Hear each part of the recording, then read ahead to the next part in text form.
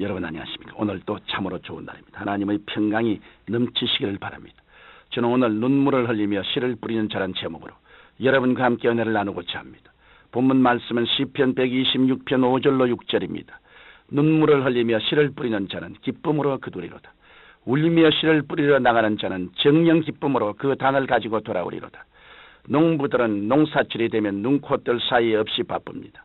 논밭을 갈고 씨를 뿌릴 때는 피곤하고 고달파 눈물을 흘릴 지경입니다.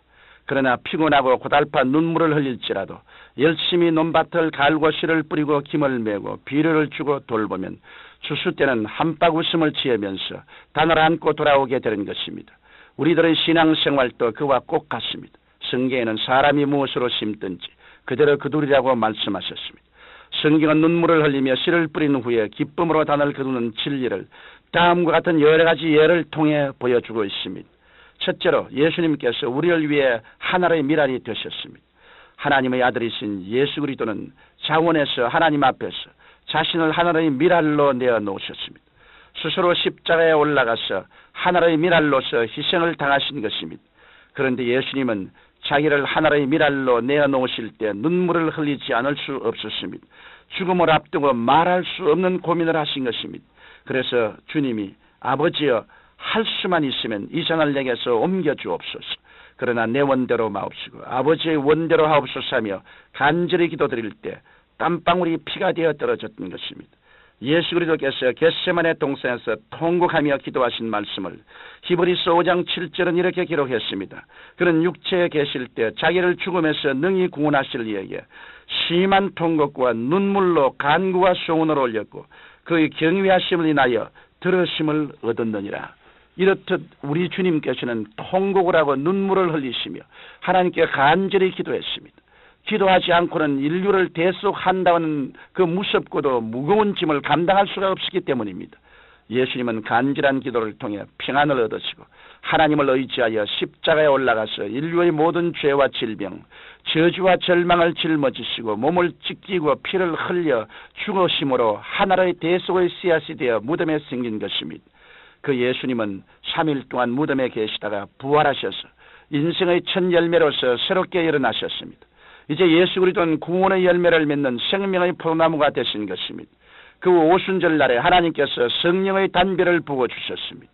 그러자 부활의 줄기에서 온 천하에 구령의 열매가 맺혀지기 시작한 것입니다. 둘째로 우리가 물질적인 풍요를 얻기 위해서도 눈물을 흘리며 심게 됩니다. 이스라엘은 아합 왕 때 3년 6개월 동안 비가 오지 않았습니다. 그때 엘리야는 시돈 땅에 있는 사르밧 과부에게로 갔습니다. 그 땅에도 먹을 양식과 마실 물이 없어 굶어 죽는 사람과 짐승들이 비일비재했습니다. 어린 아들 하나를 데리고 있던 그 과부 역시 굶주림에 처해서 처참한 모습이었습니다. 그에게는 밀가루 한 움큼과 기름병에 기름이 조금 남았을 뿐입니다. 엘리야가 이 과부에게 너는 가서 그 밀가루와 기름으로 과자를 만들어 내게로 가져오라고 했습니다. 이것은 너무나 무정한 요구입니다. 그 밀가루와 기름은 과부에게 남은 마지막 양식인데 그것을 가지고 과자를 만들어 오라니 참으로 가혹한 명령이 아닐 수 없습니다. 하나님께서는 때로 우리에게 무정하리만큼 단호하시다는 사실을 알 수 있습니다. 하나님은 심고 거두는 법칙에 있어서는 타협하시지 않습니다. 왜 그렇습니까? 심지 않으면 거두지도 못하기 때문입니다. 사렙다 과부는 먹을 것을 달라고 우는 아들을 뿌리친 후 그 기름과 밀가루로 과자를 만들어 엘리야에게 드렸습니다. 그 결과 어떻게 되었습니까? 그때는 눈물을 흘려야 했지만 그 가뭄이 다 지날 때까지 기쁨으로 단을 거두게 되었습니다. 그의 밀가루통에는 밀가루가 떨어지지 아니하고 기름병에는 기름이 마르지 아니한 것입니다. 거기다가 그 아들이 죽었을 때 엘리야가 위에 기도하자 죽은 아들조차 다시 살아나는 기쁨의 단을 나눌 수가 있었던 것입니다. 눈물로 심지 않고 기쁨으로 거둔다는 것은 있을 수가 없습니다. 내가 여유가 있고 편안하여 여분의 힘이 있을 때 심겠다는 것은 거짓말입니다. 내가 힘들고 어려워 절망 중에 있을 때, 내가 정말 하나님의 도움이 필요할 때 나의 괴로움 중에 심어야만 되는 것입니다. 그래야 나중에 기쁨으로 단을 거두게 되며 그 고통과 괴로움을 이겨낼 수 있는 것입니다. 셋째로, 그러면 이러한 열매 맺는 원리를 우리가 어떻게 실천할 수 있을까요? 먼저 우리는 우리의 삶 속에 끊임없이 늘 씨앗을 준비해야 합니다. 하나님도 인류를 구원하시기 위해 그 아들 예수님을 씨앗으로 준비한 것처럼 우리도 모든 삶을 씨앗으로 준비해야 됩니다. 시간을 씨앗으로 준비해야 하며 물질을 씨앗으로 준비해야 됩니다. 우리의 몸도 씨앗으로 준비해야 합니다. 이 세상의 모든 일에는 공짜가 없습니다. 심고 거두는 법칙이 모든 생활 속에 적용되는 것입니다. 그러므로 씨앗을 준비하지 않고는 예수님이 이 자리에 와 계셔도 기적을 행하시지 않습니다. 벳세다 광야의 예수님을 보십시오. 예수님께서 저들에게 먹을 것을 주라고 하신 것은 씨앗을 준비하라는 말씀이었습니다. 안드레는 예수님의 말씀을 듣고 곧장 나가서 씨앗을 준비했습니다. 예수님의 말씀을 듣던 무리들 가운데 한 어린 소년이 가지고 있던 도시락을 발견한 것입니다.